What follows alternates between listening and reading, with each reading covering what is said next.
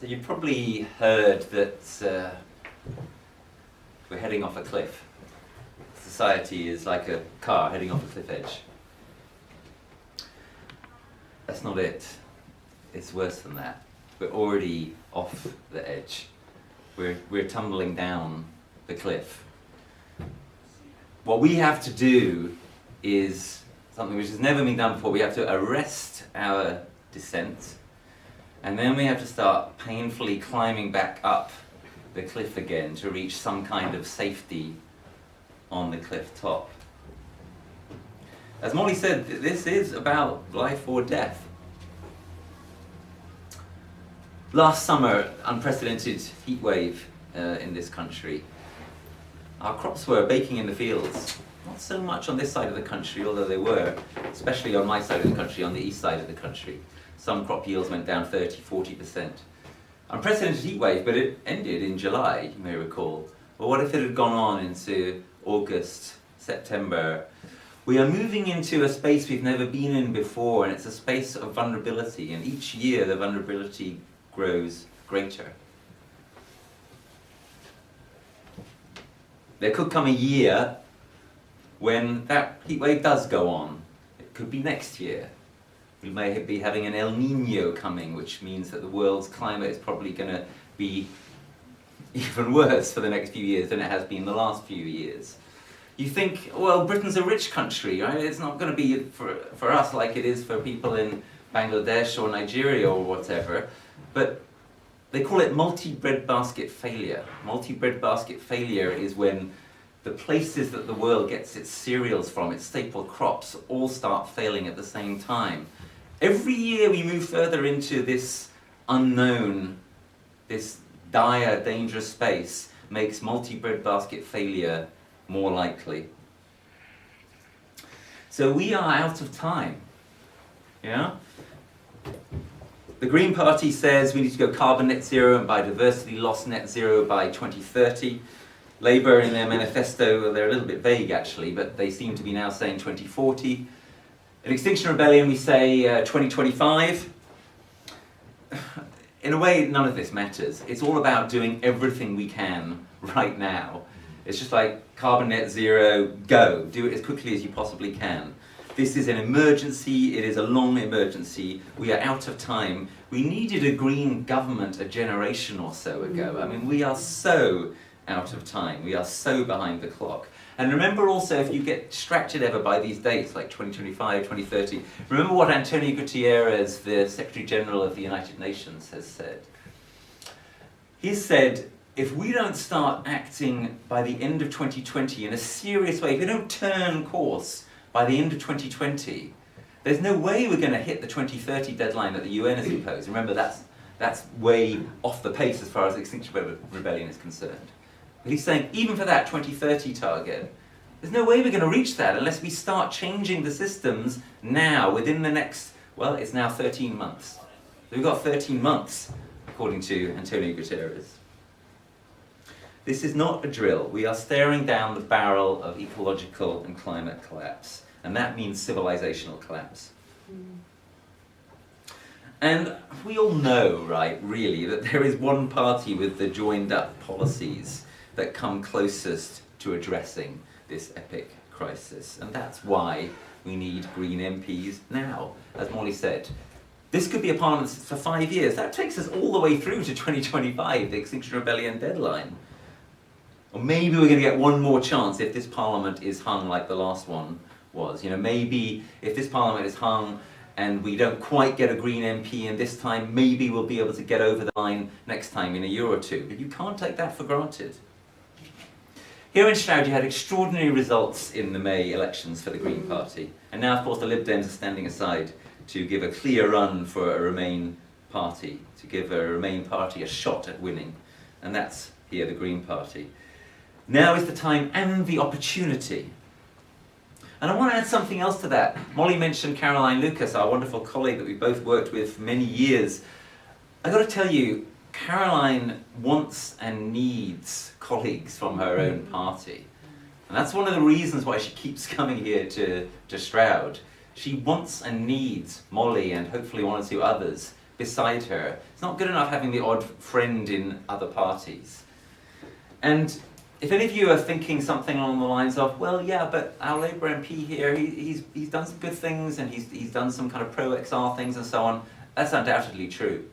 And I don't really know the man. Everything I've seen him do is fine, is good. But there's a lesson to be learned, I think, by the fact that Caroline is self-evidently determined to try to get Molly elected. He obviously thinks that the MP that Stroud needs, really needs, is not the MP that it already has. So in terms of the Green Party, as was implicit in the kind remarks with which Simon and Molly introduced me, I'm not as involved in the Green Party as I used to be. I'm mostly active now outside work in Extinction Rebellion. During this election campaign, I'm only giving one talk outside my home area of East Anglia for the Green Party, and that's this talk. I made an exception for Molly because she is exceptional. This is somebody who really has a mind, and as someone who's worked with politicians at the highest level for quite a long time now, I have to tell you, that is a rare quality in politicians these days. She and I and other colleagues in Greenhouse, our think tank, co-wrote this book together. I'll pass it round, you can take a little glance if you want. That's the kind of high-quality intellectual work that Molly's been doing for a long time. Molly and I have also co-authored a paper together where we talk about the way in which it just isn't acceptable to price nature and commodify nature in the way that more and more politicians and economists in recent years have been arguing we should. We wrote that paper and it's been quite influential. I'm very proud of it. Molly is a doer. She has the mind, she has the energy, and that's what this Parliament needs. Mm-hmm. She understands the reality, the pretty brutal reality of the climate crisis. She's done amazing work, of course, in Brussels to address it, especially on the finance side, also in other respects. She is a green economist. There aren't enough of them, and it would be superb to have one in Westminster. The grand total of green economists in Westminster right now is, I think we can confidently say, zip. And she mentioned the book of hers which I actually like the best, which is her book on the bioregional economy, because that book is about realistic ways of relocalizing our economy and relocalizing our society. It's the kind of stuff that happens a lot in Stroud and the surrounding district. And it's really important to understand this. Everything is going to change.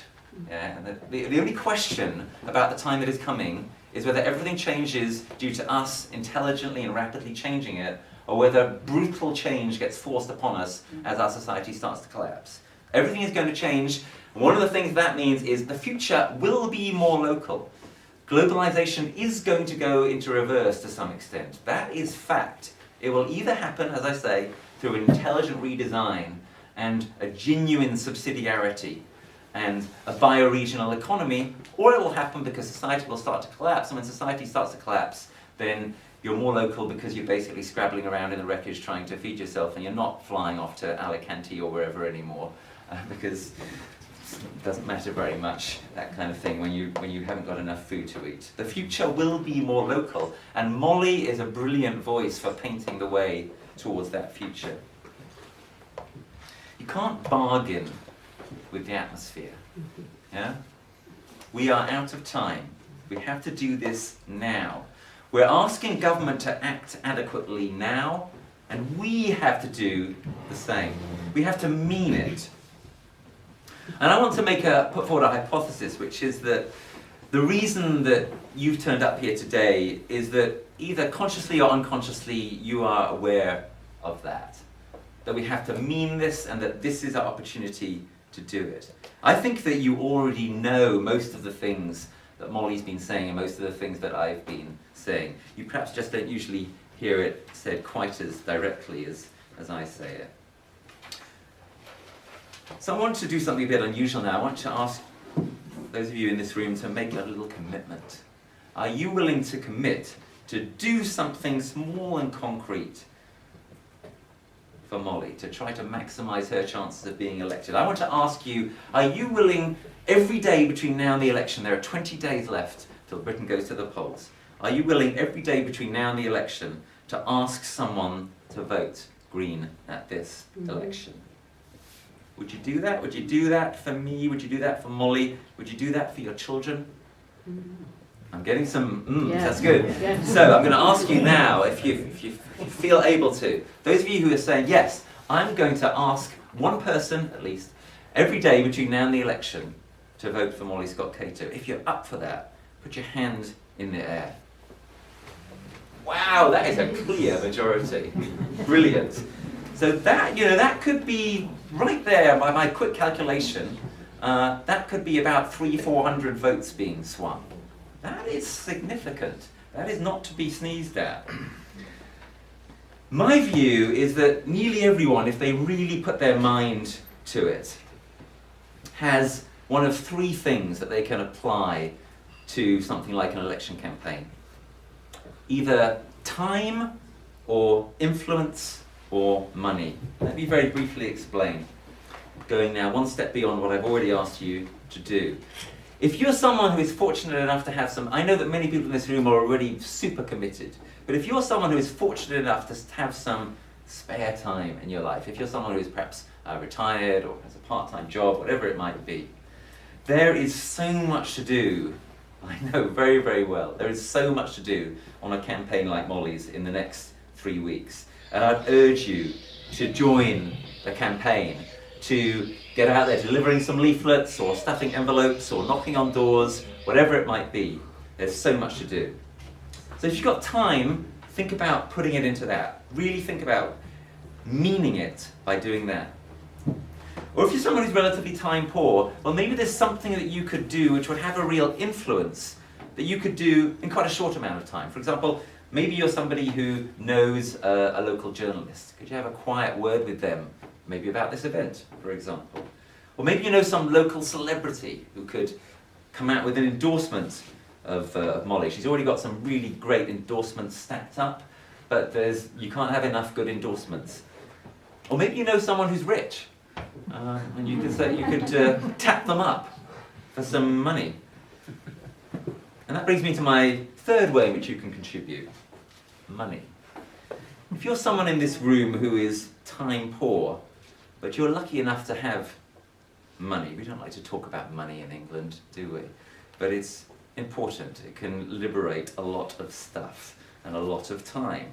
Think of the people in this room who don't have money to spare, and consider that you may be in an unusual position.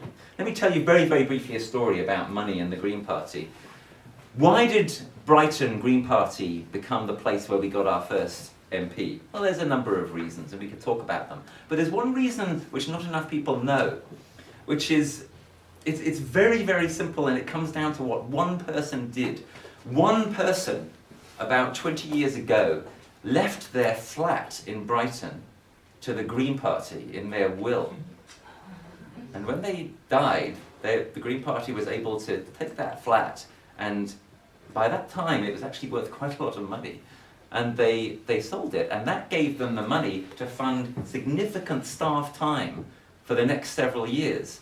And it was on the basis of that that they got a load of councillors elected. It was on the basis of that they got their MP elected. So there's all sorts of reasons why Caroline Lucas became our first MP. But it is quite probable that she wouldn't have got elected, at least not in 2010, if it hadn't been for one person who, by putting thousands upon thousands of pounds into the Green Party, in this case through property, made that possible. One person. Are you a person in this room who could do something similar? Maybe not quite as big, but something significant.